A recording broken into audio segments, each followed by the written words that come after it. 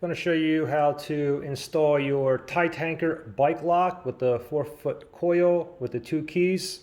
See right here, pay $10 for it. Comes with the mounting bracket, the actual lock, and 2 keys. Now really quickly, for me, my preference is to have my lock on here, okay? But some of you guys may not have any room here. If you don't, you can always put it on like under here or here or here. So this is what you get. You get the lock right here, you have the mount, and you have 2 keys. Now really quickly, in regards to the mount, you can see that there's a button on here too. Also, you will need a Phillips head screwdriver. So what we're going to do is we're going to clamp this onto right underneath my seat. Now you can have it this way where the button is on the left side of the bike, or you can flip it over on the right side. When you put the lock in, so this is the mount bracket, and here's the lock. So when it's under my seat, I can just go ahead and slide that in like that, and it'll lock it.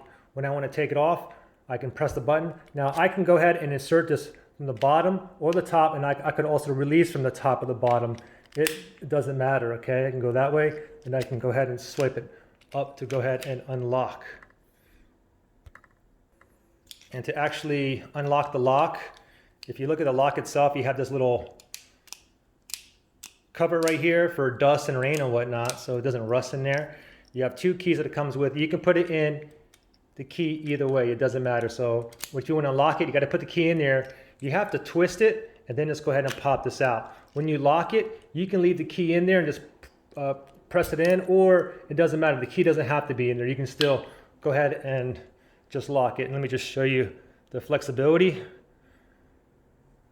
If you want to lock it, just like that. So let's go ahead and put this on. Again, for me, I'm going to put it on right here, okay? And I want this button to be on this side, and I want to be able to slide it so the lock actually hangs on the back here, okay? So first thing is go ahead and whip out the rubber that's in there. I got like 2 little ones in there, and I'm going to go ahead and put that, just leave that on there right there, and then you're going to have to unscrew. You need a Phillips head screwdriver, and there's also a nut back here. Okay, so I just taken out the nuts and the bolt here. Now just really quickly, okay, so you see an arrow here, so they're insinuating that this is like supposed to be up like that, but if I leave it up like that, my button's going to be on the right hand side. So it's perfectly fine to just turn it over and put it upside down as well, okay? And it's not really upside down, it's actually almost the same thing, okay? So I have this rubber thing that's on here. Let me just go ahead and pop that right, leave that right there. And let me go ahead and open this up. Go ahead and slide this in, and like right about right there is fine for me. Now let me go ahead and put the screws in. Okay, so there we go. So just make sure you have a, so I can go in this way. I have enough room, and I can also go down here. Also, you can also flip this over. It doesn't matter. You can put it like this or like this, okay? So let me just pop that in there just like that. If I want to go ahead and release it, just press the button, and you can slip out, up or down. It doesn't matter, okay? So pretty simple.